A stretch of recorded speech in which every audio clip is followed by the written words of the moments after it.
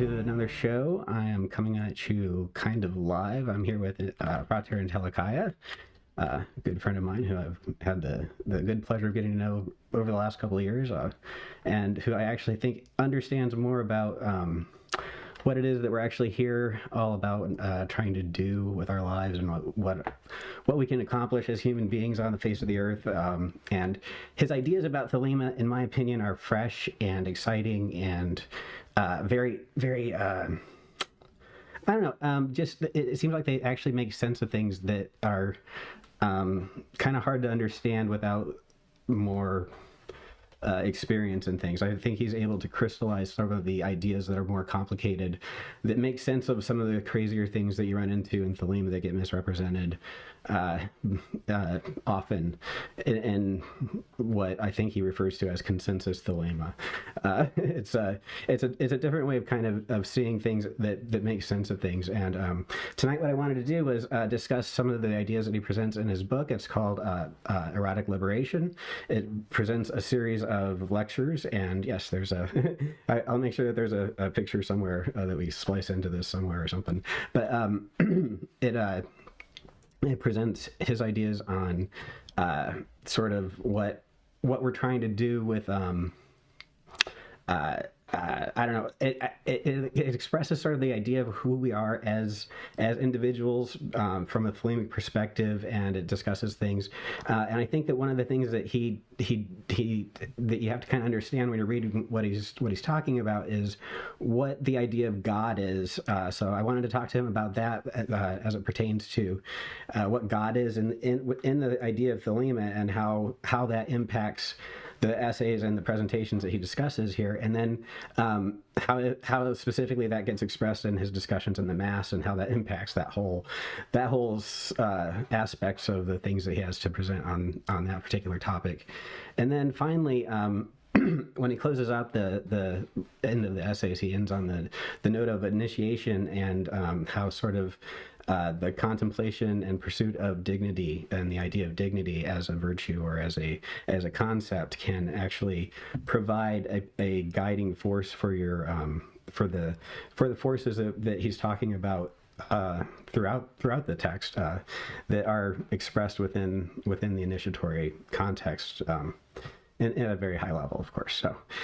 So and that's like part one. I just want to talk about his book a little bit, and then just kind of just sort of summarize it and maybe put some icing on the cake. I feel like there's a thing that he's trying to talk about through these symbols that is more globally applicable, that is more interesting and useful, I think, to all of us as Hermeticists, as people who are operating as magicians, trying to accomplish the great work, and really put ourselves into a context where we understand what it is we're trying to do while we're here on Earth, and how we interact with other people in relationship in a healthy way that is productive and proactive. Anyway, all this stuff, I think he's got a handle on it in a way that is useful to people trying to understand it, especially through the lens of Thelema, which is so poorly represented within the occult community, often to our detriment. So anyway, welcome, Jim. Thanks for joining me. Super appreciate you taking the time to do this with me. Yeah, thanks for having me. I'm excited to talk to you. Yeah. Okay.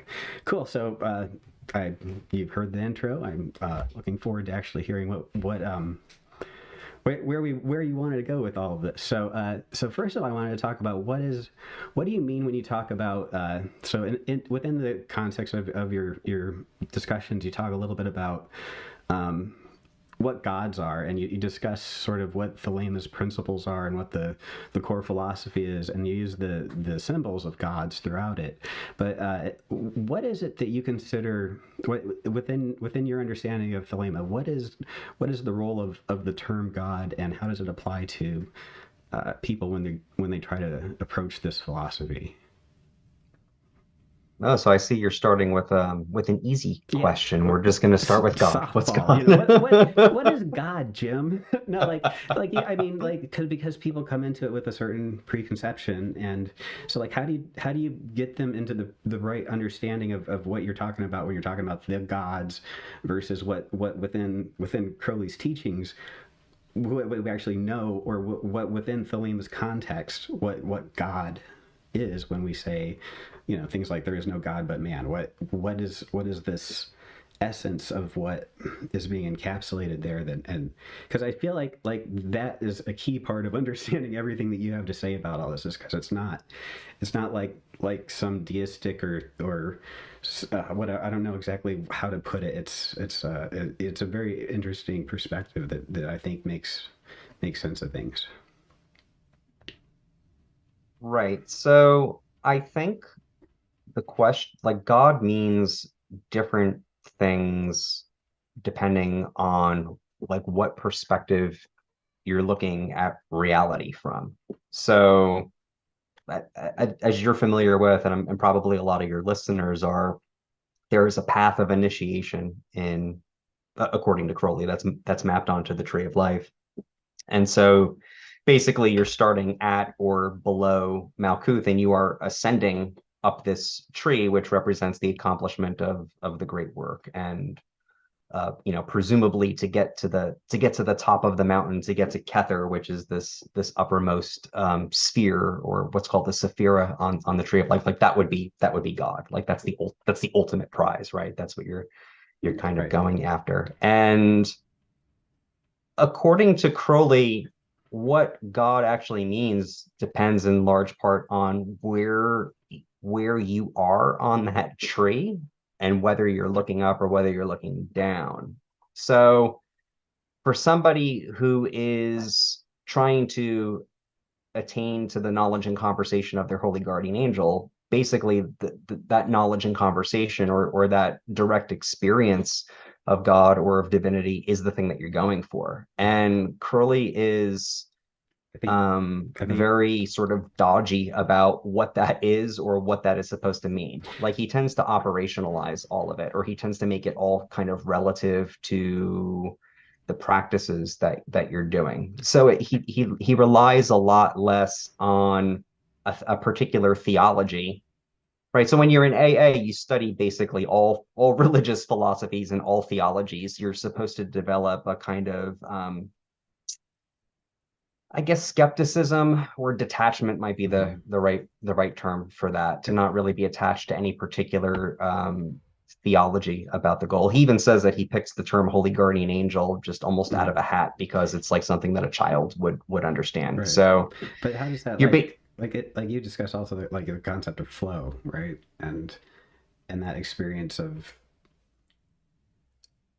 right, that sort of like how does that tie into like like you do have that part in this in one of the essays where you're speaking about that experience of how that also informs that self-awareness. I don't know how you put I was just reading it this afternoon. It was like right. but it's like part of the whole experience of all of the it doesn't, it's not in opposition at all to what you're just saying, but like it like informs it at the same time. Like it's that active expression of it and that passive acceptance of it, sort of the Hadit and Nuit and the sun in the middle and all of that. That I'm sorry if I might have misapplied that to the wrong place there, but Oh no, not at all. And I mean the concepts are very much connected for Crowley. I mean what I was sort of going to get at was that at the end of the day, so to speak, when you go through this experience of crossing the abyss, which is I mean, Crowley describes it a few different ways, but it seems to have something in common with other mystical experiences where there's a sense of like ego loss or dissolution. And basically Crowley's view seems to have been that there was nothing on the other side. mhm. Like Crowley's view seems to have Crowley really does seem to have been an atheist, at least of maybe a very strange atheist, but he appears to have been an atheist. Right. And Exactly. And so that was like this thing that kind of like blew my mind when we started hanging out and talking about things around, the table under a tree. It was was just like this concept that like, oh, if you really accept that Crowley was an atheist and that there is no God, but man was all something that's sort of compact within this. It gives you a different perspective on how the gods manifest throughout the Mass, throughout what the transformation of the Mass is actually trying to do to the person. Like all of this stuff makes sense when you understand that it's this temporary, one-sided view of this period of existence, right? And this whole that it really there isn't anything on the other side. Right, like that sort of like reframes the whole discussion in a way, because I thought that was like really key to sort of like, I don't know, it just seemed like it really revealed a lot about the whole process of where we were trying to get to, you know what I mean? But like throughout the whole, like what is the approach to the abyss about once you get to it? We have so many discussions online about people who've crossed it, right? And they come back and they're obviously Magister Templis, they've got all the key signs of it. like fighting with people online, for instance. Exactly, yes, and hordes of tortured.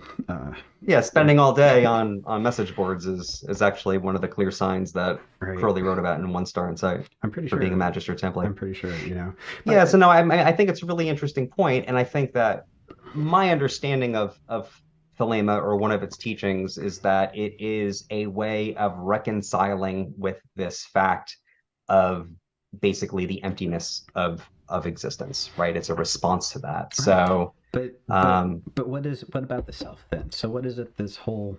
So what is the self then in that equation? If God is no thingness or whatever, like what does that make about us then? What does that imply about our experiences through initiation? What are we initiating? that is a really fascinating question, and it is a question that I have been trying to answer to some degree. I think that the way that Crowley thought that this nothingness expressed itself was through a plurality of selves. And so I say he's a weird atheist because he's also a kind of weird sort of polytheist at the Right. same time, because he doesn't deny the fact that we are gods and that each person is independent and supreme and has a kind of kernel to them, or a core to them, which is inviolable, Right. let's say. It's like And that Gnostic spark, or that that idea of like I'm playing with the idea of like the lightning in the center of the cell, right? That's like this idea of life that is in the mitochondria is this one spark that just keeps getting passed on, from one generation to the next throughout all the evolution of humankind. And it's the same current, it's literally the same electricity that has always been passed through all of our life times, right? In a way, so if you want to talk about reincarnation, there it is.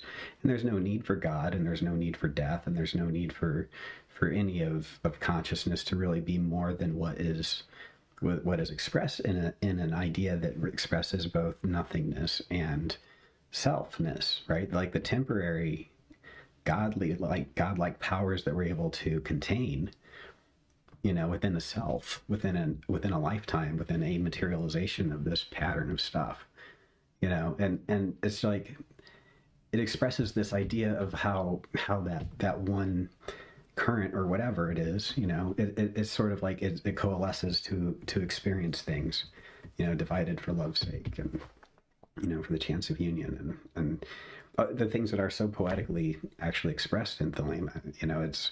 It really does kind of reveal a lot of that. So anyway, that was my, like, one of the coolest things that came out of like our conversations and your presentations on the whole Hadith and Nuit, and the center point of the observer, and the experience of this whole thing from that perspective. It was really neat. But anyway, moving on from there, thank you for Well, that. can I just throw in one Oh, more thing? please Just carry to on. tie it back to what you were asking about a moment ago in terms of flow. I think there's a natural tie in here because what we are left with when there's no sort of like bedrock presence underlying reality. There's never going to be an experience of just pure presence, pure, like the unconditioned, as the Buddha would call it, where you escape from, all of this sort of turmoil and motion. And so what you're really left with is this idea of the true self as being really a kind of it's an individual, but also at the same time an impersonal energy that is welling up from some place so deep inside of ourselves that we cannot possibly introspect upon it. We cannot possibly control it.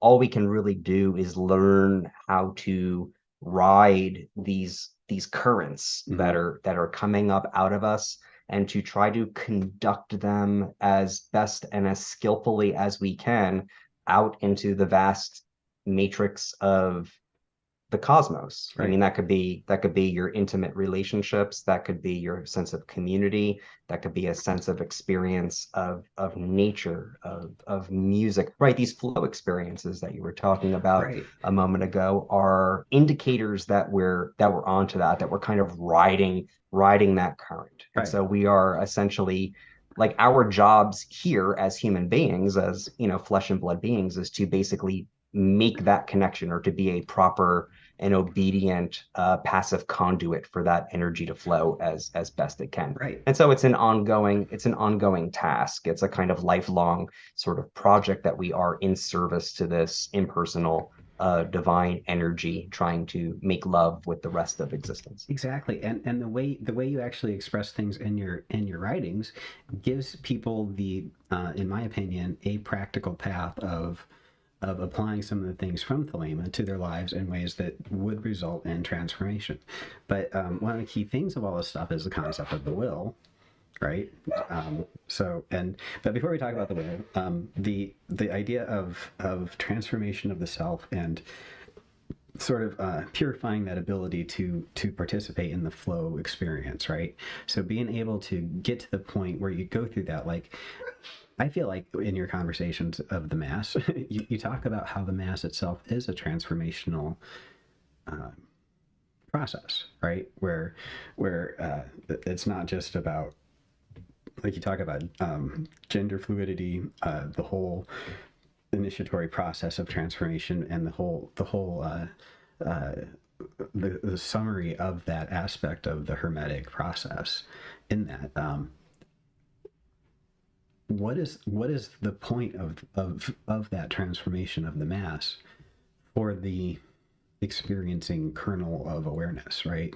Like, what does that do for that experience? Ideally, the mass is portraying the relationship of oneself to what is most real as a love story. Mm. That's what I think is going on in the mass. It's basically the priestess represents reality or represents what is most true. You can view that as being what's most true about the priest or what's most true about nature or just what's what most, it doesn't really matter that much, but it presents it as a love story. And so this is where this, and so I think the Gnostic Mass is an exemplar of this idea that I call it of erotic liberation, or Thelema as a path of erotic liberation. Right. And so what I think the Mass could do for somebody, one of the things that it could do is that it can help a person find, if a person can find themselves in that ritual, if they can identify with that process, then they can see that their own life is a kind of ongoing love relationship with truth, and they can learn to fall in love with what is true, and they can learn to love itself and to learn to love that process of flow and of participation. I mean, I, it's a very idealistic way of looking well, at the absolutely. mass, but I think that it is something that someone could conceivably take out of it. Certainly what I take out of it. Mm-hmm. Right. Well, I thought the ways that you discuss different aspects of it seem to be pointing towards that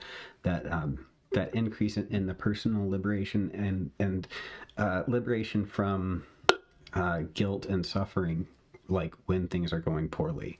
Like there's a side of liberation that it's not just like liberation to express yourself, it's liberation from suffering just because things are bad. It's like it's not personal, right? It's able you were we were talking one night about how much easier it is when you're just sitting around high and talking about it, just to be able to disconnect and disassociate from things. And it'd be really great if we could find practical ways to do that. And then you started talking about Libra E and Libra O, and it gets a little fuzzy after that. But I mean, there are ways to it's almost like training unruly pets, not bad dogs, but sort of goofy dogs, but like trying to get them to be obedient, a little bit of consistency and a little bit of all that, sort of the spiritual disciplines. It does result in learned behavior and getting that sort of that experience under control, so that you are liberated from that suffering part of it, like being able to disassociate a little bit and sort of take things a little bit less personally, because it really is a creative process. And your joy comes from the experience of creation, even the creations of things that aren't necessarily joyful. It's the process itself, that as you watch it unfold and fall apart, even it's okay. And that's part of that liberation too, that I think is expressed pretty well in what you're trying to say with all of that. So, and then so towards the end of it, you wrap things up. You turn your attention to the idea of dignity, and in that chapter, you talk about initiation and how important finding your true will is, and the role of the true will. And I think part of what you were saying with the Mass is that the Mass purifies your ability to express that will and interact with everything else relative to that. So anyway, so can you say more about why you chose to end it on the idea of dignity instead of, like, you specifically said that it's not about magic and it's not about necessarily anything magical. It's about dignity, and if you can take dignity out of the initiatory experience, you can find a more rewarding experience with Thelema. So I was hoping that you could explain sort of why you were focusing on dignity as a prime example of that, and what that meant. Yeah, so I think I was specifically talking about the OTO series of initiations, which if I said that there was no magic in them, that's probably too strong a statement, because I mean, for Crowley, the term magic is so broad that it applies to pretty much everything. And obviously there's a lot of dramatic ritual in the OTO initiations. And if those initiations are about discovering and doing your will, clearly, right, these states of flow that we're talking about, re-enchant your life and make your life seem worthwhile and more magical. So clearly there's a connection there. Yeah, that's not I think, what you said. I misrepresented it, if that came through. oh no, I mean, I don't remember what I said at all, so it's Oh, quite all right. As far as dignity goes, I would say that the reason that I find the term dignity interesting is because I just think it's very low to the ground and accessible for people in terms of understanding what it could possibly mean to live as a god. Dignity does not exhaust for Crowley what it meant to live as a god, or to be divine, or to be a god made flesh. In fact, it's not even really a terribly robust term. It's interesting. I was just reading an essay about dignity today, something that the philosopher Alasdair MacIntyre had written. He's actually critical of the concept of dignity. Dignity as a subject of moral philosophy really originates after World War II, and it originates in opposition to the evils of the Holocaust and Nazi Germany. And MacIntyre he thinks that that dignity is really the way that it's used, for example, in the Universal Declaration of Human Rights is the term is used, I think, like 5 or 6 times in there. And it's basically the idea that, well, all people deserve dignity. And so we should,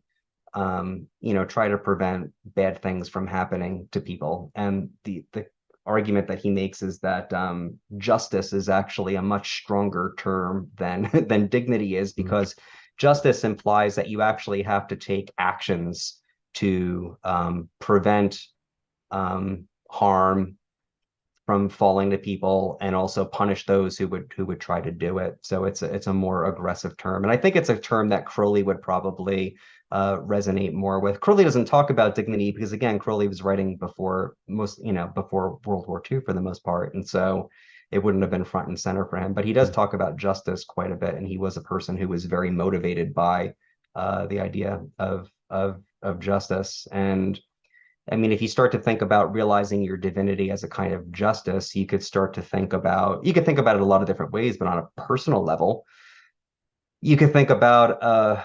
mobilizing your powers of self-protection and mobilizing your magical powers of self-compassion. And I think that those are two very important forces to bring into one's life. But that also applies for dignity as well. But basically, the reason I chose that is because I think it's just very accessible for people. Because you think of like, well, what does it mean?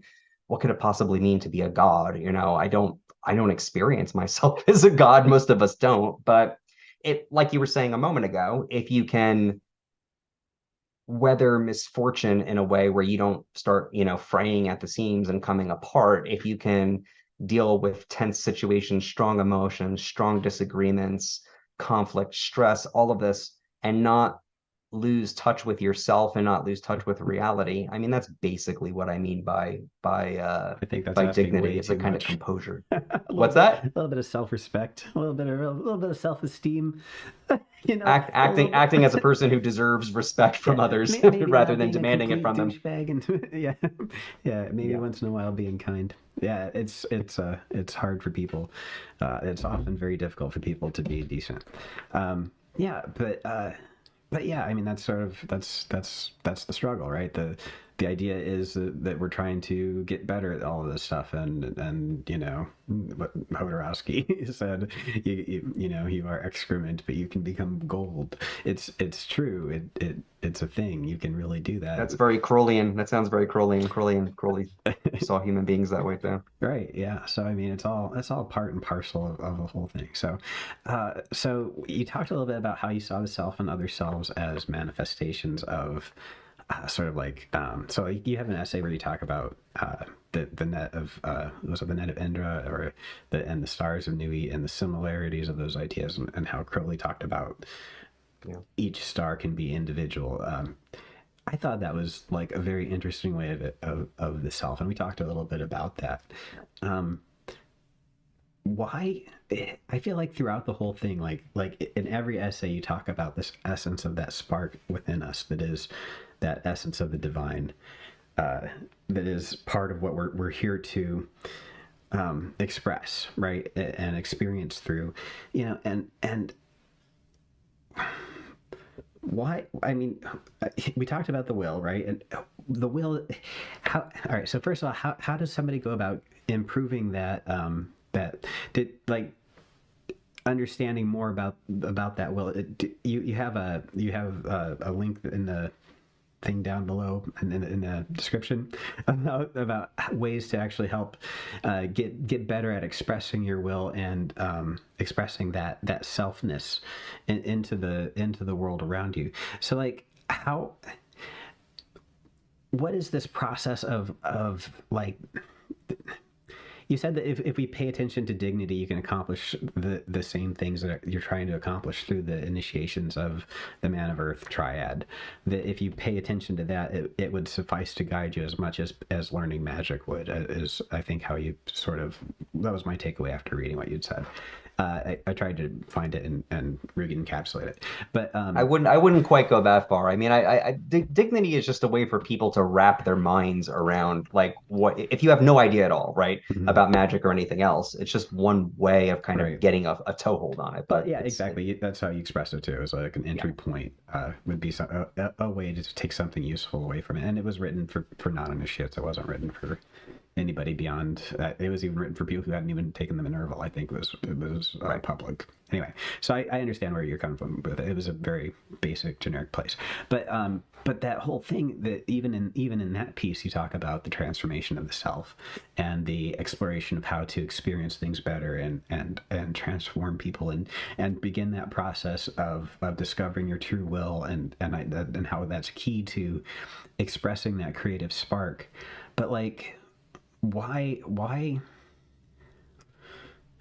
what is the value of that in your personal life? Like, what do you see differently as a result of that you would like people to understand that that's what you're trying to point towards with this? So your question is basically what is the point of doing your will? Yeah, like either within a Thelemic context or why you think it's better that people do that than just pursue the hedonism or the day-to-day things. Like what value does it offer someone on a practical level to actually do this? In a nutshell, I would say it would be greater intimacy with yourself, greater intimacy with other people, and greater intimacy with the world, and a sense that you are actually participating in this life, a sense that you are actually awake to this precious, weird gift, I guess, that we don't really understand and can't understand. I mean, as you were talking, you mentioned in passing, like what's the essence of doing the will, or what is the essence of this, or something like that. And my sort of philosopher brain kind of kicked on, and I wanted to jump in and say there actually is no essence to it, and that's kind of the point. Like the essence, if something had an essence, it would be kind of repeatable. Things that are essences can occur over many different examples of things. Like there's an essence of what it is to be a human being that applies to every human that's ever existed. And that's super important from a certain perspective. But I think that what you have to start to get in tune with, and the thing that's been really kind of transformational and catalyzing for me personally, is the part that's not repeatable, the part that is really one of a kind and precious. And I talk about this in the essays in the book, these moments of crisis, how they just come unbidden. And I mean, they could be kicked off by all kinds of things. I use the example of like reading a novel, or, finishing a movie or watching a play or something, where it feels as though something in your life just has to give. But like you're not clear at all what the hell it's supposed to be. You just feel like something has to change because there's something that you're not awake to. There's some dimension of this life which is crying out for you to notice it. That's begging for your attention, and that thrives on attention. And you can't you can't hurt it. Like you can't hurt it by ignoring it. Like if you ignore it, you're not going to damage it. And because it's always fresh. It's like it's deathless, even at the same time that it is just there for like a brief flicker of a moment. And so really for me, I mean, and this is an experience that I've had repeatedly since I was, as far back as I can remember, this feeling of like, my God, this is like such a mystery, how and why we're here. And I can't explain to you why it's important. I can't explain to you why it's worthwhile. All that I can Right. tell you is that there's something commanding about it. And every time I notice it, there's something almost heartbreaking and poignant about it, and incredibly sad, but at the same time, just a source of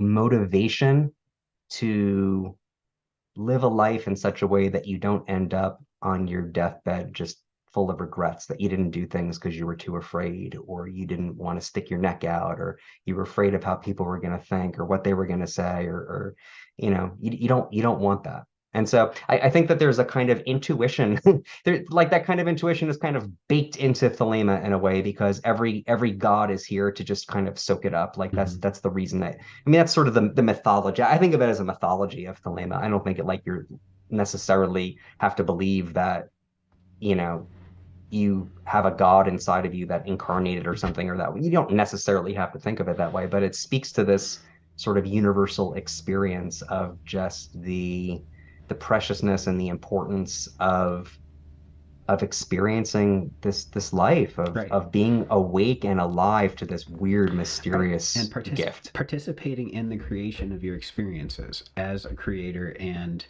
as an observer, right? It's a two-way thing, and you get to express things into being, but you get to experience what everybody else is expressing too. There's like an overlap of like you have a description in the Indra, in the net of Indra thing, that where like all the light is shining into the same place where everybody can see it, but you're shining your own light, and that's what your understanding of your will is about. It's implied anyway, but like but yeah, like that sorrow that you were talking about. I mean, that like you get that in Bina, right? And the whole in the idea of ananke, the Greek expression of necessity, right? This urge to create, this urge to, even though it is going to be destroyed, even though there is that meaninglessness of the long term view of it, there's the joy of the experience of it, right? And the fulfillment, and that's what I think that word fulfillment is what I think. Uh, is sort of where I kind of lean towards with the idea of what we get out of all of this, is the sense of having done what it is we're here to do. Like when you've created something and you've experienced it and you've appreciated it and you've filed it in your memory banks and you're using it to inform your next experience, you've won. You've won the process, you've completed it to the successful completion, and you have the memories to rely on to prove it. You've got your reward. And you get to move on to your next experience that much smarter, that much more powerful, that much clearer, more ready to do more of that thing that you're here to do, right? And it builds on itself. Yes. Success is your proof. Literally, it's like your instant feedback loop, and um anyway, it's just I really think that it I really appreciate you coming on and like talking about this. I think the way you express this stuff is really good for people to hear, and it's right in parallel with the kind of things I'm trying to express through the things that in my own weird way, I'm trying to say similar things to what you're trying to say, and you're saying it very clearly, and you've got this great philosophical background that actually is informed, and you can actually refer to the things that the philosopher said without it just being some kind of half-hearted Wikipedia joke. And that's the best I can Hopefully. do on a good day. But yeah. So anyway, I wanted to make sure people know that you're out there and you exist, and that we have resources to people who understand some of the higher truths, what they call the supreme, like oh, and by the way, you'll never express this, but some of the things that you talk about, like it's classified under supreme wisdom. It's like the kernels and nuggets of like the highest truth that people can even begin to discuss. It's like your common everyday conversations, and like finding people like you is like one of my joys in life. Like when I get to find somebody who understands some of things that I'm trying to wrap my brain around, and you actually have uh, you have like this whole thing set up where you're already telling people how it works. It's great, and I'm really glad that you agreed to be part of this. So thanks again. I appreciate your time. Well, thank you so much. It was really a pleasure getting to talk to you. They were really interesting, thought-provoking questions, and I'm glad I got to share the time with you and your listeners. All right, cool. And I will talk to you again some other time.